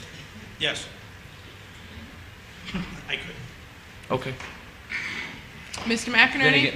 Yeah, this, I don't have any questions on this contract, but I will say this, and I remember when the switch was made to these machines years ago, over a dozen years ago, Freeholder Siebel might remember, this issue about the print was paramount. I mean, everybody was set on not being comfortable with the fact that the machine was unable to provide a print verification. So this issue has been something that started at the very beginning of this process, when we first switched those machines to something more automated, and now it's still here. So it's obviously a valid argument, a valid point. Freeholder Jones? I don't know. I don't know in terms of the machines, whether they're talking about a paper, what do they talk about, like the old machines that each candidate and who voted, the number of votes each one received, or you're talking about something completely different? So, I don't know. From what I hear you, I'm going to just try to give an assessment and correct me if I'm wrong. From what I hear you saying is that there's some type of electronic cartridge that gets, the votes are added up electronically, and then somehow or another the cartridge is then brought back to Essex County. would assume, at our county clerk, and then opened up and reviewed. And that's how the election count is then, determined based off of what's inside of that cartridge. And from what I hear, Vice President Gill's issue is that in addition to that cartridge, he'd like to have backup paper receipts to that. And Mr. McInerney, you are saying that backup receipts were something that have been an issue for a long time and often requested for a long time. And Freeholder When we Steeple first would bought the probably machines, remember. it was a major issue. A major issue that we were not going to have. The freeholders at that point in time considered a major issue as to whether to purchase machines or not, because of the fact it did not have the ability to have a print verification. Freeholder Toro. I guess I'm just seeking clarification. So I know on election day, there's a receipt that's printed, Correct. a long one. Are we Correct. talking about that paper trail, or is it like specific votes per person? How? Okay, at the beginning of the day, just to kind of walk you through it, at the beginning of the day when the election is open and the polls are opened at each location, a zero report is printed out of the back of the machine. There's a thermal printer in the back of each of the machines. The thermal report prints, it's called a zero report tape, just to make sure that everybody starts at zero for that particular election. At the end of the day when the polls are closed, it also prints out a results tape. So everything is results for any challengers or any representatives that are there. Each county has a different number of copies of that receipt that they print that goes back to the county. And with those receipts also goes one of the cartridges from the machine. Again, the best way to describe it is they're like 8 tracks. Big cartridge that comes out, and when that gets transported to this building, it goes into another machine, little tabulator that you just put the cards in. You're dealing with a couple hundred of them at the end of the night, and our software is what then tallies all the different cards, the cartridges. The voter verified paper audit trail that I think people are talking about is when a voter comes into the booth, selects their candidates, and they hit vote, then a separate machine prints. Now it could be, it'll print down those selections, so it'll say candidate, each contest that you voted for, and then that'll either be cut and dropped into a bag on the side of the machine, which is what was certified So per voter. for the current machines that you have. There's also ones around the country that we do as reel-to-reel, so it'll come up, it'll show you. Once you verify, that's when your vote is casted, and then that goes away so the next voter does not see what you voted. There are some states that actually, you go to the machine, you vote, and then it actually prints out a piece of paper, which is like another little ballot, which has a scanning barcode of some sort on it, and then that is transported into a scanner. So there's so many different ways to do it. In our company, we do each of these. So basically, it's if you guys want Technology's it, available. we can do it. There's a lot of different flavors, so to speak. But the machines that you currently have are just direct record electronic. So it's voters in, you're directly casting your vote and hitting cast. Thank you. Thank you for the explanation. Freeholder Vice President Gill. Yes, I think Freeholder Toro, I think and that inherently for me is the issue. There is no, more than half of the states in this country now have a system which allows for another audit if needed. And we are collectively behind in that here in New Jersey. And that your vote under our current system is not verifiable outside of, and again, this is no, with all due respect, you're the salesperson representing the company, but your vote is not verifiable outside of what the people who own these machines tell you. Madam President, if I may, Edna Ball, Superintendent of Elections. The administration and this office have already had a demonstration of the new machine that Mr. Venario has talked about this evening, which would include the addition of a voter verified record. We've had that demonstration, and we are looking at, our machines are roughly 11 years old now, so we are looking at replacing the machines, and the machine that he discussed, which has yet to be certified, is the machine that we're looking at. replacing our current machines with. Freeholder Vice President. I just say thank you. I mean, and I'm glad. Thank you. I mean, that's great to hear. And that's, again, I think since it's been 11 years, as our budget counsel from those of us who weren't here since we've had this first debate, and I guess what I'm anxious to see is when are we going to make some progress on that. So I'm thankful to hear that.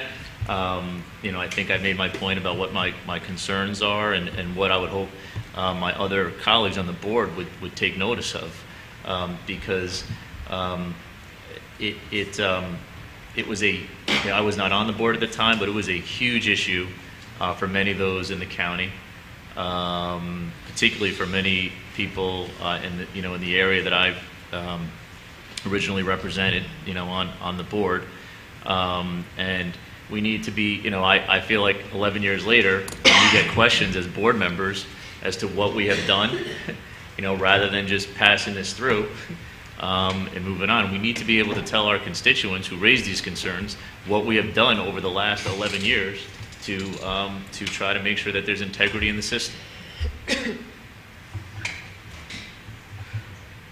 I agree and I understand.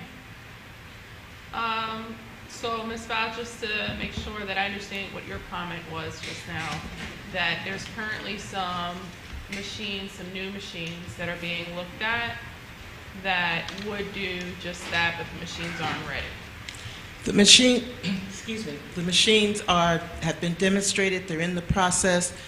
Dominion is in the process of receiving the appropriate certifications from the feds and the state. And that machine would include the potential to include the voter verified record. So in addition to the electronic that is not able to be hacked because it does not connect to the internet, it also has a paper receipt in that new machine where it's an additional record. Yes, to verify the voter's intent, yes. It's not a receipt that they take with them. You don't want to walk around with people knowing who you voted for. No, I understand that. It's a machine, but yes, that's a second, yes. And like I said, the machines that you currently have the capability. There was something certified in the state of New Jersey, and it was developed from the previous company. But again, it's pretty expensive. I'm assuming back in the day when it was certified, that's what made it not in use. Okay. But this contract here is for software license agreements and parts. Okay. And when do you think that we could expect to see a contract before us about a potential contract even about machines? Do you have that? We would have to bid that. Record check. I know it would have to go out for bid, but I mean, when do you think that technology would be available? The state of New Jersey approving it? That's really what my question is. Right, we're currently in certification as we speak with VISTL testing and all different types of tests that have to go on prior to going into full certification for the state. We are a couple months away, I'm assuming, to getting into the state. And once it's certified, then yes, we'll be able to do a demonstration for you. Okay. Thank you. Vice President? All good? Yeah, they can move my point. All right. Any other questions or comments? Thank you. Please list it for action this evening. Madam Clerk, please move to resolution number 23.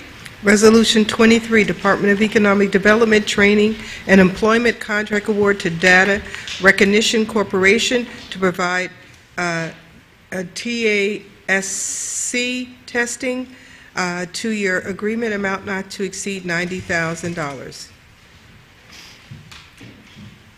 Okay. Mr. Jackson. Yes, Madam President. This is, as Madam Clerk said, a $90,000 contract to provide for a 2-year agreement to provide for task testing at our one-stop center, and that's pretty much it. And this is what was formerly called GED, now called TASK. Thank you. Mr. McInerney. I have no questions. Mr. Paul Vecchio. No question. Freeholders. Okay. Please move to resolution number 24 and read. Resolution 24, Department of Citizen Services Division of Senior Services approval of 2017 Senior Services Area Plan. Okay, Mr. Jackson? Yes, Madam President. Periodically, our Division of Senior Services is required to submit an area plan outlining how it's going to address the needs of our seniors. And that has been done, and we've been awarded, which was approved by the Freeholder Board, back in February, a grant in the amount of $4.8 million. And this is simply to accept that area plan and allow us to receive that funding. There is a county cash match of $154,000 as part of this grant. All right. Mr. McInerney? No questions. Mr. Paul Vecchio? No questions. Freeholders? All right. Hearing none, please list it. And Madam Clerk, please move to resolution number 25 and read. Resolution 25, Department of Administration and Finance, Office of Purchasing, Participation in the Union County Cooperative Pricing System 1-year agreement. Okay. Mr. Jackson? Madam President, this is a agreement with Union County, as we do and other counties have co-ops that allow us to purchase goods and services at high-value pricing. So this is just another opportunity for us to entertain those, and there's no cost to the county. Mr. McInerney? This also allows us to put this in the resolution for, what's that called? Where we don't have to bring it into the board. Omnibus. Omnibus. Yes. Is that correct? Yes. Yes. So, it's like a state contract, so Correct. what we buy through here doesn't necessarily have to come to the board for approval. Come again, Mr. McInerney? What we buy through the cooperative, whether it's Union or Morris, which we also belong to as well, I believe, as well as state contracts, they do not necessarily have to come before the Understood. board Okay. unless, like we talked the other day at one of our last meetings, unless it's something specific that the board requests, like purchasing of firearms. Thank you. Mr. McInerney? Mr. Polavecchio? No question. Freeholders? All right. Please list it. Madam Clerk, please read commendations and resolutions 26 through 54 into the record at a later time. Freeholders, do you have any questions about resolutions 26 through 54? Freeholder Seabold. May I be added to 34 and 35? Okay. Thank you. Freeholders, Freeholder Richardson. Those same two in, from 40, I think, is to 51. Okay. Freeholder Toro. If I may be added to 34 and 35. Okay. Freeholder Jones. 32. Okay. Freeholder Seabold. Perhaps 34 and 35 can be by acclamation. What did she say? Acclamation for 34 and 35, Madam Yes. President? A few of us have asked to be included on that. That's why I'm saying. Yeah, I completely understand. I understand. That's fine by me. It's just that whenever that's asked when we don't have a full house, I'm always a little bit okay. leery, but All I right. couldn't imagine any of our colleagues not wanting to participate either, but you don't want to assume for them, you know? But yes. Freeholders? Which one is that? Is that feminist? Come again? The one for the winner? 40. That's 34 and 35 by acclamation. Yeah. Did you get Richardson? Okay? Did you get Richardson? Richardson, Seabold, Toro, 34 and 35, potential for acclamation. I didn't get Any other Richardson's questions? 40 through... All of the La Casa de Don Pedro's. Okay. Any questions? Okay. Hearing none, please list it. Is there any resolutions 1 through 54, I'm sorry, 1 through 56 that needs to be excluded from a collective vote? Freeholder Richardson. 8, and the first half of 56. 8 and 56. Can't split the resolution, but I understand. 8 and 56. Is there any other resolutions that need to be extracted? Freeholder Toro. We're voting on 1 through 57. We're not necessarily voting on that right now, Okay. but we had the potential to. It was 1 through 56, but we're going to be extracting 8 and 56 so far. Are there any other resolutions that need to be extracted from a collective vote? Do I have a mover and a second to take Resolution 8 and Resolution 56? Moved by Freeholder Toro. Is there a second? Second. Second by Freeholder Siebold. Roll call, Madam Clerk. Freeholder Toro. Yes. Freeholder Siebold. Yes. Freeholder Richardson. President not voting. Freeholder Luciano. Yes. Freeholder Jones. Yes. Freeholder Johnson, absent. Freeholder Vice President Gill. Yes. Freeholder Bobadilla, absent. Freeholder President Timberlake. Yes. So moved. Thank you. Do I have a mover and a second to take Resolutions 1 through 55, excluding Resolution number 8, which was just voted on? I'll move it. Oh. Moved by Freeholder Siebold. Is there a second? I'll second it. Second by Freeholder Luciano. Roll call. Okay, Freeholder Bobadilla, absent. Freeholder Vice President Gill. Yes. Freeholder Johnson, absent. Freeholder Jones. Yes. Freeholder Luciano. Yes. Freeholder Richardson. Yes. Freeholder Siebold. Yes. Freeholder Toro. Yes. Freeholder President Timberlake. Yes. So moved. Thank you. Now moving to a report of board committees. Are there any report of board committees? Any legislative reports? Is there any written communication? Is there any unfinished business? Is there any new business to discuss? Now moving to public comment session. If there's any member of the public wishing to comment on any issue at all, please come forward, state your name and affiliation for the record. You'll have 3 minutes to speak.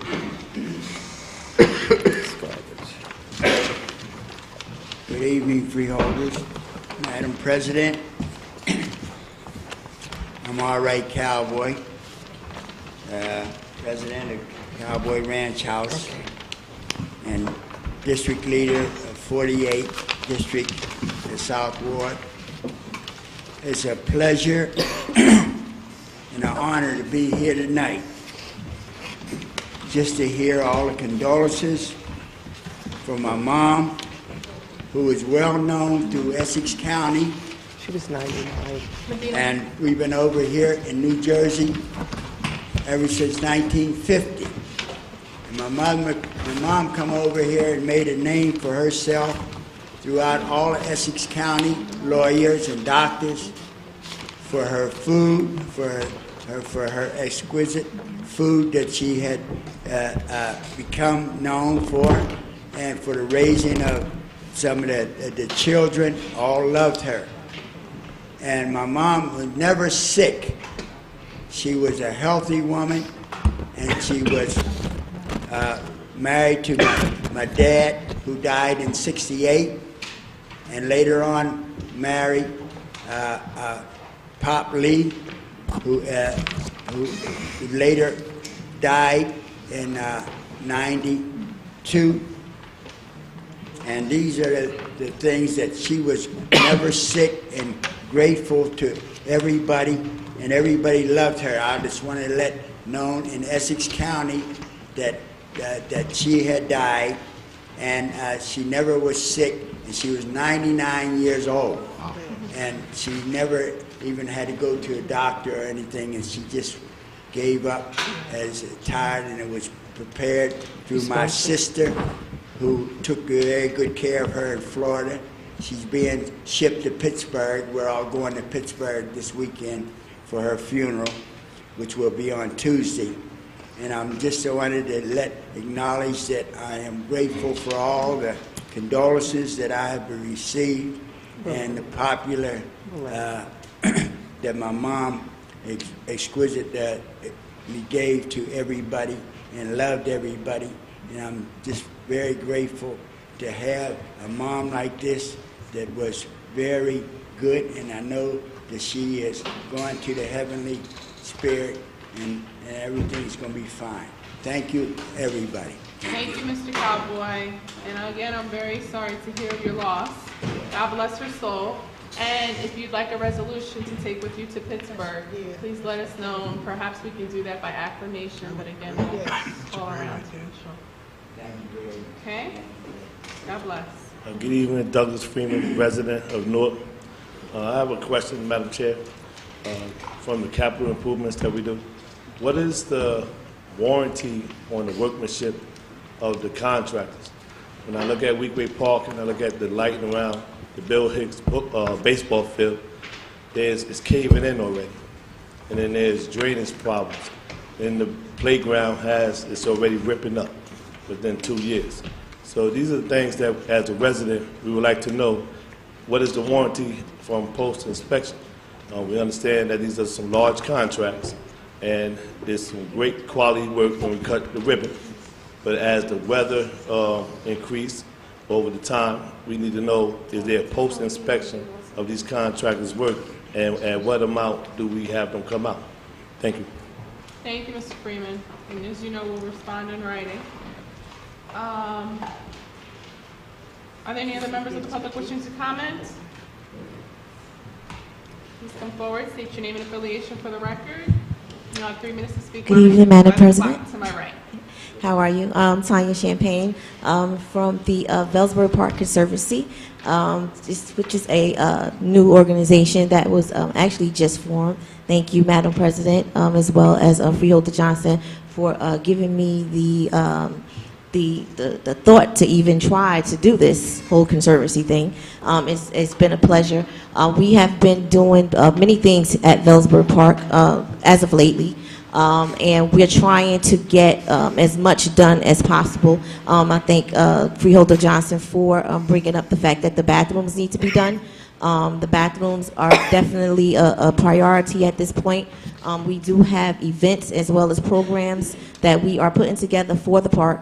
And we are just really asking for as much help from the city, the community around the park as well. So we have been going into Bradley Court as well as just introducing ourselves to the neighbors surrounding the entire Velsbury Park.